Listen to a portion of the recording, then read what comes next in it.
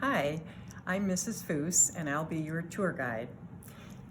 Right now we have an exhibit going on in the museum called Apron, Strings, and Kitchen Things, and we went around and we gathered things from all kinds of people in Tremont, and these different items that they had at their homes are from generations before and generations before that. So some of these are very old, but they give you a picture of what life was like in Tremont through the last almost 200 years. This might be a typical morning scene back in 1918. Today, we are experiencing the coronavirus pandemic. Well, back in 1918, our country was in the middle of World War I, and we also had a huge Spanish flu pandemic. So here is an actual newspaper from 1918. Some coffee grinders where they would grind the beans before they made coffee. This is a bacon press. These poppies are here because they've become a symbol of World War I. And this is a primitive toaster. So this would have sat over the burner on the stove and you would have toasted your toast that way. So this is 100 years ago, actually 101 years ago if you want to get specific, but they were experiencing the same pandemic situations that we are. Another interesting display in our Apron, Strings, and Kitchen Things exhibit is this one on canning.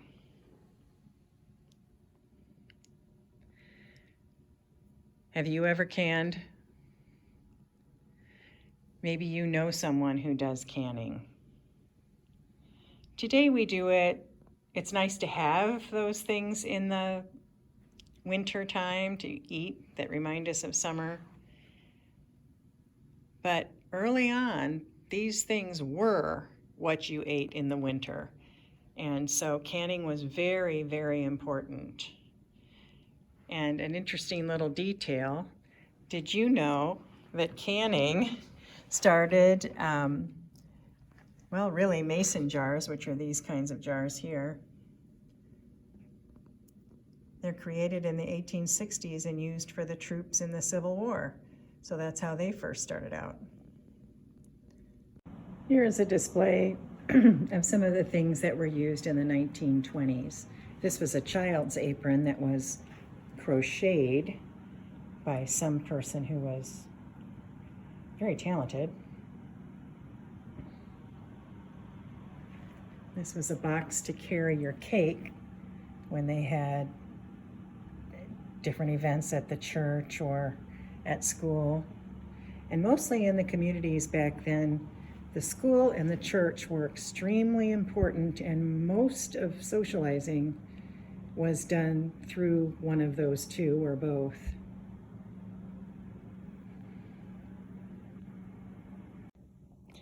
Ice was very important because they did not have electric refrigerators like we do today. Very, very early on, the settlers had a root cellar or something that was dug into the earth or by a spring, and that kept their food cool. But then later on, people from ice companies would go out and they would cut huge chunks of ice out of the river when it was frozen, or ponds that were frozen, and they would store the ice. It sounds crazy, but they would store it in sawdust all through the year, and somehow that kept it cold. And then at your home, you might have had one of these. This is actually an ice box out of a dollhouse, but it shows you the whole idea of how they worked. You would put the block of ice in here. Actually, the ice man that came to your house would put the block of ice here, and then you would put your things that you wanted to keep cold here. And there actually would have been a little pan right about here that would have captured the ice as it melted, the water when the ice melted. You would put a sign like this up in your window and you'd hang it whichever, like if you wanted 100 pounds of ice, you'd hang it like this. If you wanted 25, like this, and so on. And then they would know how much ice to bring to your house. They would use these ice tongs to hold the block of ice. And they would come into your house and they would put the ice right inside your ice box. Then if you wanted a cold drink, you would use something like this, which is an ice pick, and you would pick at the ice and chip some off. This is another kind of ice pick. And this is a company here in Tremont, and you would order here on the order form. This was also another ice company in Tremont, and they delivered ice and coal. The coal would be for heating. And this is actually what's called an ink blotter.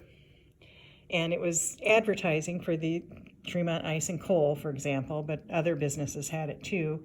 And you would use the other side when you dipped your pen into ink, and then you blot it to make sure you didn't have any big blobs when you went to write. And so you use this as a blotter. But ink blotters were often used as advertising cards as well.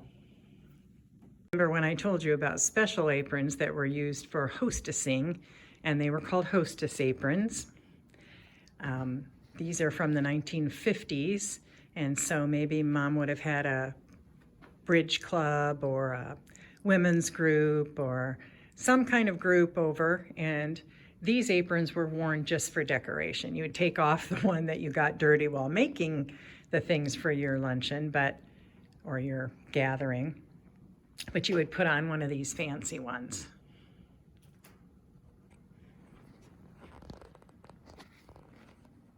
These are some kitchen items from the 1940s. You can see the striped apron. Right here you can see, this would not necessarily have been in a kitchen, but this is a son's in-service flag. And if you had someone in the family who was in World War II, you would put one of these flags in your window to show that you had someone in the service. And if you had 2 people or 3 people, you would have had 2 or 3 flags. Now, if, sadly, one of those people or more were killed in service, then you would trade this flag out for one with a gold star. And even today, people who have lost someone in the service are called Gold Star families. You can see the toaster. This is another kind of toaster. This actually,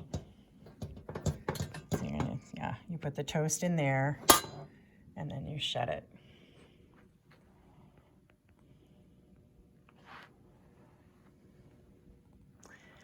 These are called ration booklets, and during World War II, food was rationed because they wanted the best food to go to the servicemen. So the people at home were called people on the home front, and they had to do their part to support the servicemen. So everyone was given a ration booklet at the beginning of the month, and you could not buy anything unless you had your ration booklet, the things that were rationed, that is. So for example, if sugar was rationed, you could buy it if you had enough of your sugar ration coupons left for the month. The little red discs are the way that the stores gave change. And here is a sample grocery list. It says drugstore, library, post office, Sharps, which was the general store, one of the big general stores in town, meat, question mark, milk, sugar, question mark. And the question marks are because those are on the list, but they might not be in the store. So, you know, you're hoping they will be. This is one of the military uniforms from World War II that belonged to one of our Tremont residents. This display is of a 1950s kitchen, which the war was over and things were booming, and so kitchens were happy. They were pink or turquoise, those canary yellow, those kinds of things were very in the 1950s kitchen. Here are a number of 1950s items. This is a cookbook from the 1950s from the Tremont Junior Women's Club. Now these are interesting. These are S&H green stamps, and in the 50s, very different from the rationing stamps, by the way. These were booklets that you could get, and then each time you bought groceries, you would get a number of these stamps. You'd put them into your booklet, you'd paste them in there, and then when you had several booklets full, that you could get a catalog, and you could look through the catalog and look for an item that you'd like to buy, and you'd buy them with these booklets of stamps. So those were a lot of fun. Many, many women collected S&H green stamps in the 50s.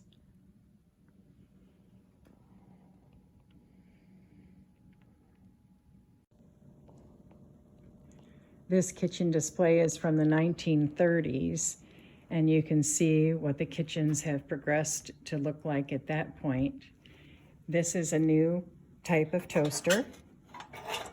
You would put the toast in and shut it. It was an electric toaster, and electricity was new in the 1930s in this area.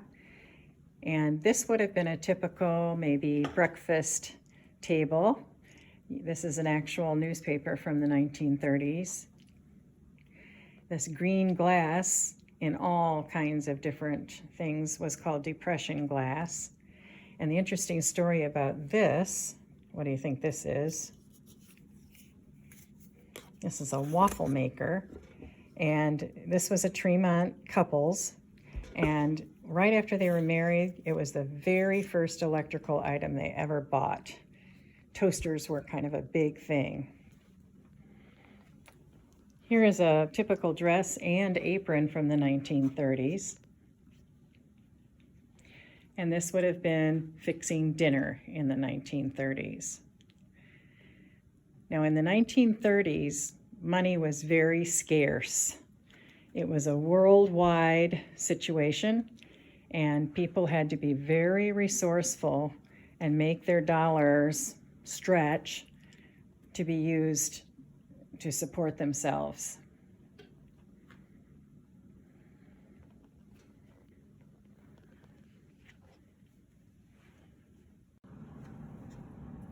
The earliest non-native, those early settlers, as I said, had a very difficult life. No indoor plumbing. They had pumps like this one, and they would have to haul their water either from a creek or from a pump or something. And they also had, everything was pretty difficult to do. It would take much longer than it does today to, for example, make a pie. This was a pie or cherry pitter, then you would use the cherries for the pie. Didn't go out and just buy a can of cherries for your pie. This is considered, this was used for heads of cabbage to make coleslaw, and you would put the head in, and then there's blades, and you would push it back and forth so that it would cut the cabbage. This sketch gives you an idea of what kitchens were like for those very early settlers. They would have used their fireplace for heat and also for cooking.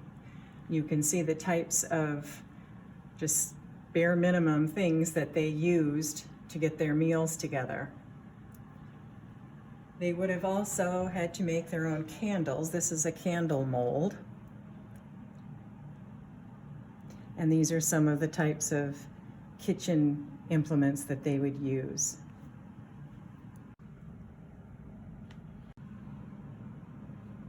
When the 50 or so settlers from the east came to settle Tremont, these are the types of things that they would have been using. This is actually a child's toy from the 1800s, late 1800s, and it's an exact replica of the kind of stove that would have been used then. It's a very, very heavy cast iron, and of course much, much bigger than the toy is. But these are some other items that you might have seen in a kitchen from that time period. This is a sugar bucket, and this is a crusher pounder. Now when we look over here, we notice that far from being very rustic, the way that the things we just were looking at were, these would have been some of the special items that maybe somebody brought with them. So they knew that life is full of celebrations, and they wanted to have some of their special things with them for those celebrations. Maybe this was Aunt Florence's bowl, or maybe this was the woman's mother's pitcher and glass set. So these things probably meant a lot to them, and then they were used for things like weddings and anniversaries and other celebrations that they would have had. We have a couple of old wedding dresses. You'll notice this one is brown, which seems very unusual to us, but in those times that wasn't unusual. Keep in mind, people couldn't really clean things well, and they might have worn this brown dress so that they could wear it again for other places they went, and so it was just very practical. This dress is 148 years old, and it probably looks a little more traditional for a wedding dress. An interesting tidbit is it still has the cleaning tags on it. So now we've finished with several of the apron displays, not all of them, but it gives you a little idea of what our latest exhibit is. Now we'll turn to some of the parts of Tremont that made Tremont back in the day. This is an early telephone, one of the first, and when you would talk on the telephone, you would crank the crank, you'd get a hold of the operator, and then you would tell her who you wanted to call. And far from being like cell phones, this was as far as you could get.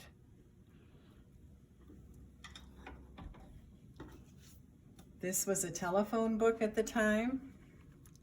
This one's from 1902, and you can see it lists people's numbers. This one is number 52, that's his phone number. And this was tucked in the back.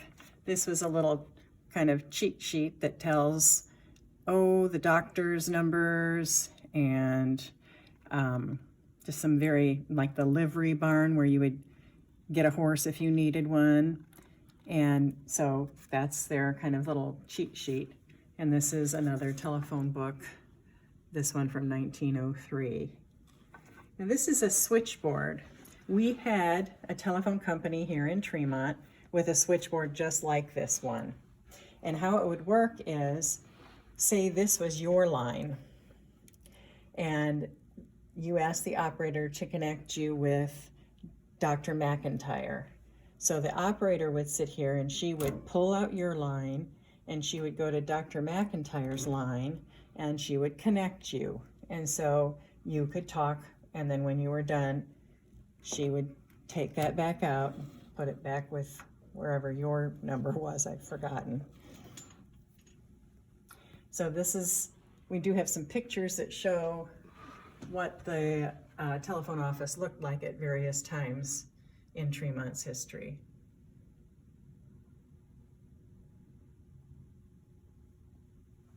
This is part of the rail for the railroad that went through Tremont. At one time, Tremont had 3 passenger trains that went each way every day, 2 freight trains that went each way every day, and 1 local that did the same. If your town had a railroad, it made you a very good location for a town because you could transport people and items. And Tremont tried very hard to have a railroad for many years and finally succeeded while getting very, very close, they never quite got the railroad until just after the Civil War. And then it became a very important part of Tremont.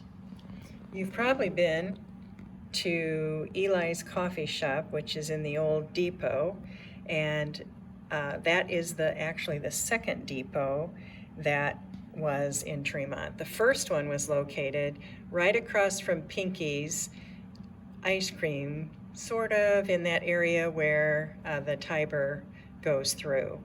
And that one burned down, so they built a new one a little further west, and that's the one that is standing still today and used for some shops and the coffee shop and so on. There were several train wrecks during that time.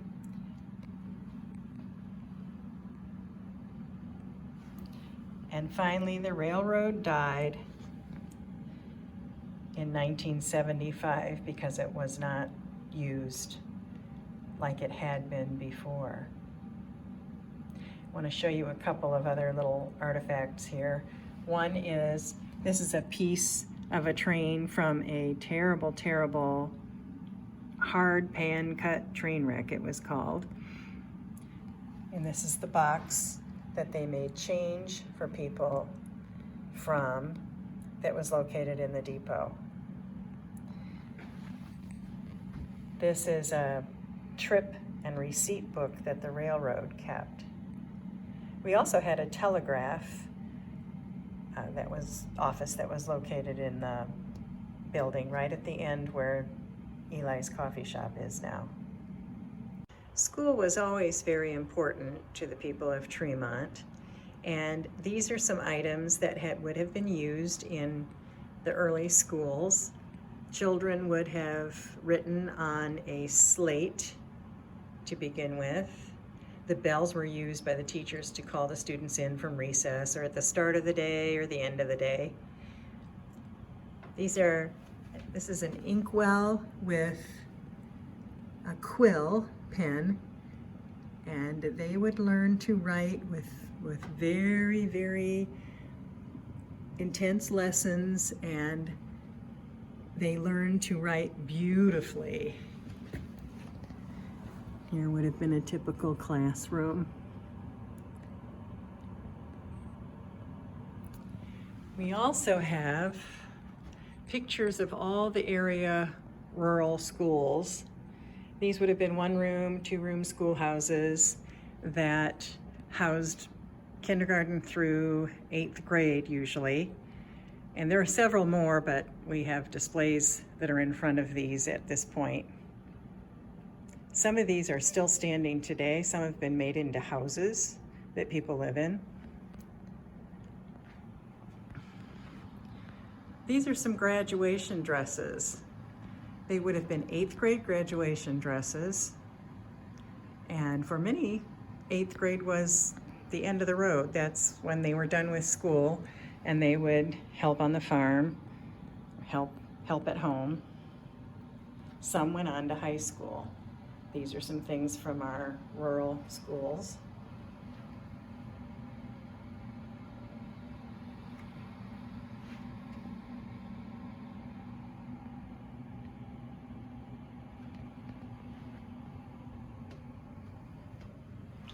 This is a teacher's contract. This was for 1911, and she made $50 a month.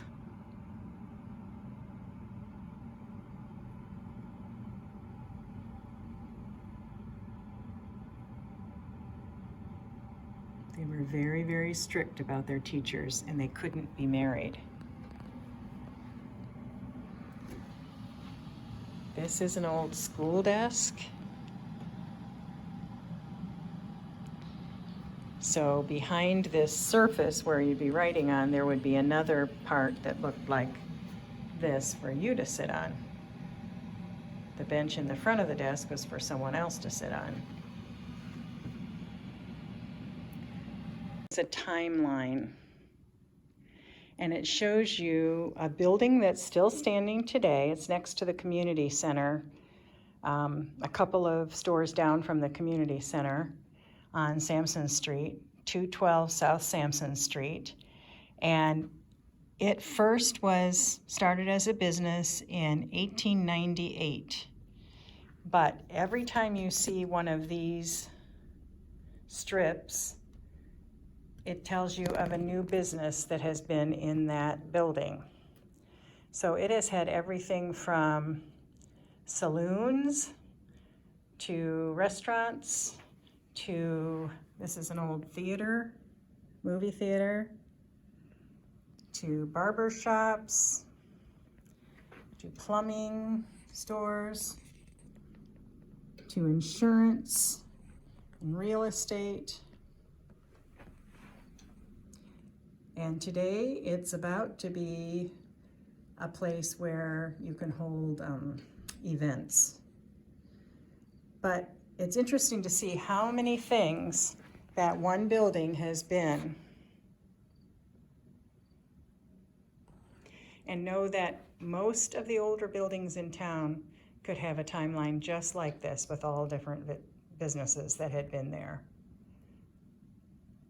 Art has always been important in Tremont, and we have had several very talented artists in our town. But the most famous would be Viola Norman. She was a sculptor back when women were not sculptors. It's a heavy physical kind of art, but she was very, very well known. And she had a benefactor, that's someone who lived in Tremont, whose name was Nettie Washburn. And Nettie Washburn took an interest in Viola when Viola was very young,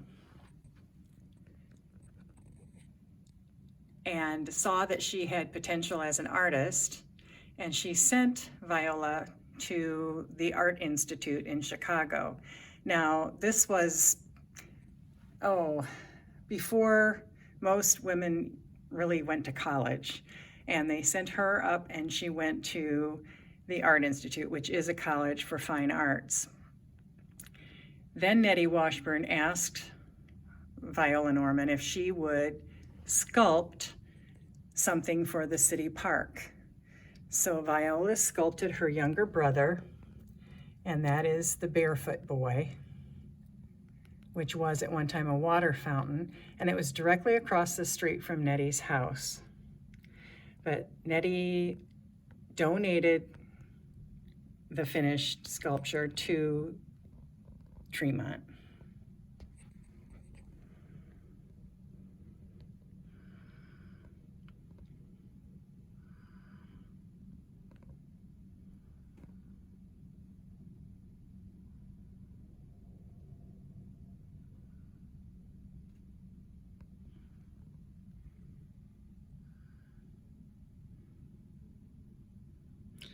This was thought to be her practice sculpture for the Barefoot Boy.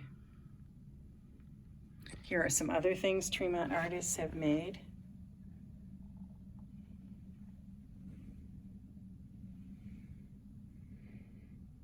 We've had several Tremont writers.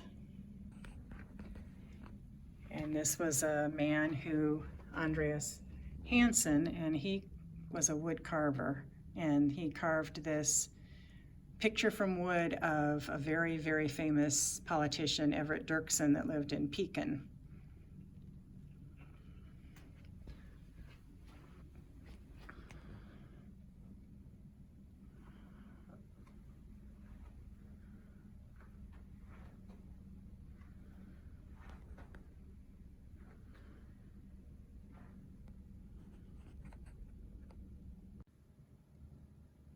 At one time, there were several general stores in Tremont, and over the years, we've had many, many grocery stores. We even had a Kroger store here once. This is a display that shows some of the old general stores.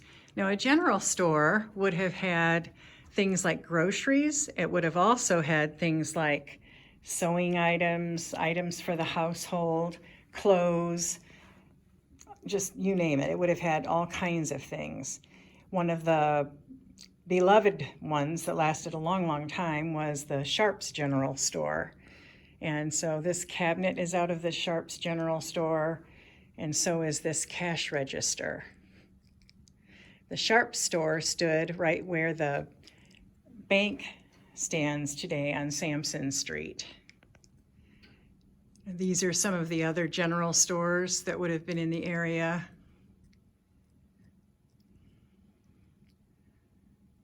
It's just interesting to see a different way of life that used to happen right here in Tremont. The earliest non-native settlers in this area came before Tremont was ever even thought of as a village.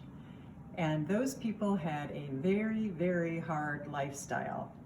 Everything they had to make or build or plant in order to survive.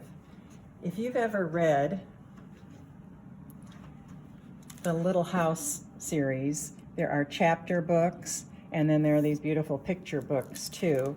But you can see where they talk about gathering food for the winter.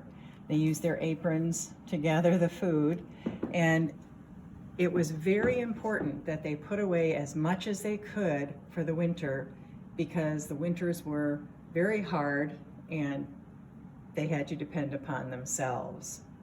Over here is a bonnet. This bonnet is nearly 200 years old, and it was worn by an actual Tremont resident.